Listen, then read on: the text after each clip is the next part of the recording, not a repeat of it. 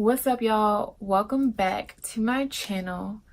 I know I've been MIA and you guys are wondering where I've been and what I've been up to, so I'm going to give you a life update as well as finish the interview day series. So I just started a new job at the hospital and I'm currently in training right now, but I'm so happy that I got this job because your girl was broke. Okay, those are our problems. And if you guys follow me on Instagram, then you already know the good news. But if you don't, I'm going to share it with you guys. I'm officially a dog mom. I know. Here's my baby. This is my baby. Look how cute. He's just the cutest thing to ever walk the earth. Seriously. Isn't that right? But no, my boyfriend actually surprised me with him about 2 weeks ago, and I am absolutely in love because he's so sweet and so playful. But this is my baby. I've been really busy trying to train him. It's not really working out right now, but we're not gonna give up, right? No, we're not. Okay. So that's my life update. Oh, I forgot to say that I'm currently trying to find somewhere to live. So that's another thing. But anyway, that's why I've been so busy and just MIA, and I'm sorry. Anyway, stay tuned so that we can finish the interview day series. And as promised, I am going to give y'all some interview questions. Say hi. Hi.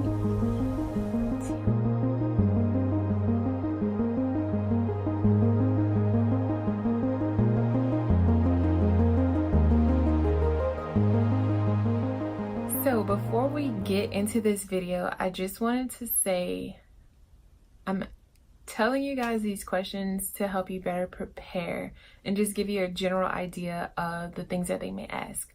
I don't want you to think, oh, I need to model my answers like this and I need to write, a whole page answer to this question. Don't do that. Okay, it's basically just to give you an idea of the things that they may ask so that you're more prepared. So the first things first, I know it's a cliche, I know, but you want to make sure that you have an answer to the question of why you want to be a doctor. They may even ask you what event in your life solidified your decision to pursue medicine. Something like that. Make sure you have an answer to that. My answer always involved the satisfaction that I get from helping people and being in a hospital setting and working towards improving the health of others. I know that I want to wake up every day with that goal, and that's what keeps me motivated. A follow-up question that they ask, if not medicine, then what? So if you can't be a doctor, what else? What's your plan B? I want to say they ask this question to really gauge how passionate you are about this field. If for some reason you can't get into medical school, they want to know that you're still committed to helping patients, helping people, and that may be as a PA, as a nurse. They really just want to see how committed you are to the field of medicine. For me, those were my answers. I told them, first and foremost, I'm going to keep trying to do this. Like I said, I had to take my MCAT 3 times and I would have taken it a 4th time because I'm that committed to this. But if, let's say I took it 7 times, because I think they give you 7 chances to take it. Let's say I just couldn't get in and took it all 7 times and failed and couldn't get in. I would still go do something that involves me interacting with patients, helping improve the lives and health of patients. Definition questions. Okay, they love these. I got asked definition questions on all of my interviews. They basically will say things like, how do you define integrity? How do you define altruism? Describe an event where you are altruistic. Can't speak. Altruistic. One of my favorites that they ask is professionalism. So for me, my answers always involved putting the patient first. So that means no matter what views I have, no matter what I'm going through outside of the workplace, no matter what attitudes or opinions that I have about a specific person or, protocol, all of that gets pushed to the back so that the patient's needs are met and that they receive the best care.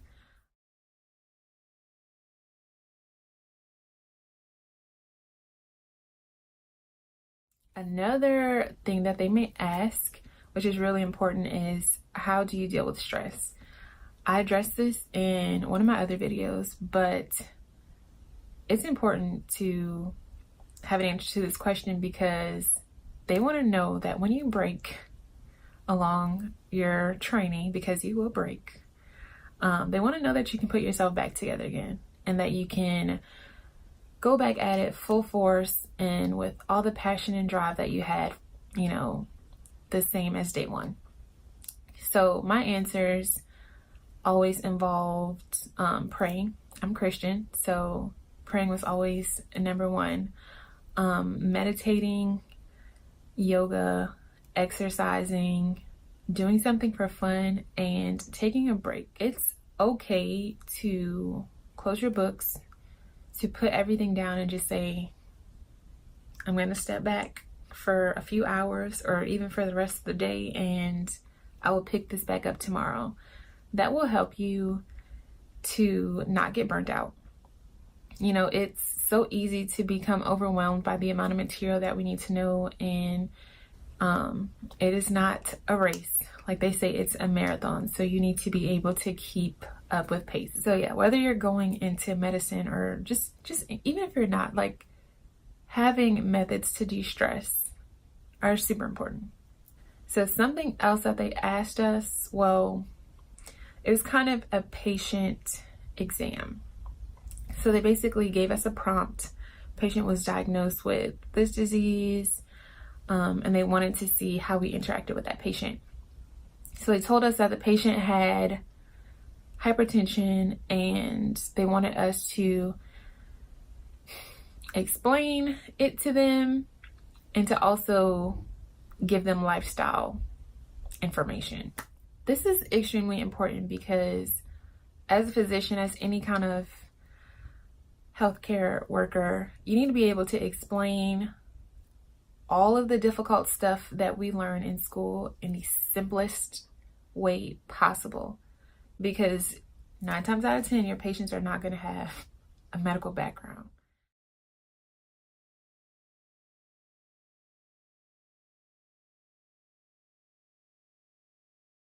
Also, this actually came up in 2 of my interviews, kind of in a different way, but they asked me to give them some of my strengths and some of my weaknesses. Now, it was difficult because, we always know, good things about us, but especially in an interview setting, you're less likely to want to say something negative about yourself. But the important thing to know is that you're always going to be learning. So there's always room for improvement, always room for growth. That's in anything. But they want to know that you are capable of knowing and recognizing your faults and being willing to change them. The last question that I'm going to give you guys, and this was asked on all of my interviews, what are your hobbies? I know, it is so tempting to say, I just study. Like, seriously, who has time for hobbies when you're doing this? Seriously. But they want to know that you are well-rounded. Okay, they want to know that you can talk about other things besides medicine, which is important. So make sure that you have answers to this. My hobbies were exercising when I can, and even though I cannot cook, I do like pinning stuff on Pinterest, pinning recipes, getting all the ingredients, and then attempting to make the recipes. They do not always come out right, but that's something that I have fun with.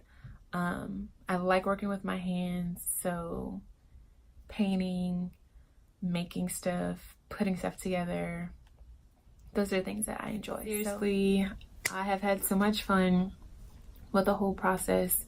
It is stressful, but like I said, just relax, try to have fun and be confident in yourself, and you'll be okay. Thank you guys again for watching this video and for all the tips. Oh my god, so y'all have been sending me so many tips on caring for my new baby, and I appreciate y'all so much. So I just want to say thank you for that. Also, the books you guys have been recommending me to read, I'm putting them on the list, and I promise I'm gonna get to them. But yeah, so just keep interacting with me. I like to hear from y'all. I like to hear about y'all's journey and what you guys are doing, so please keep me updated. That's all I have for y'all, and I will see y'all next time.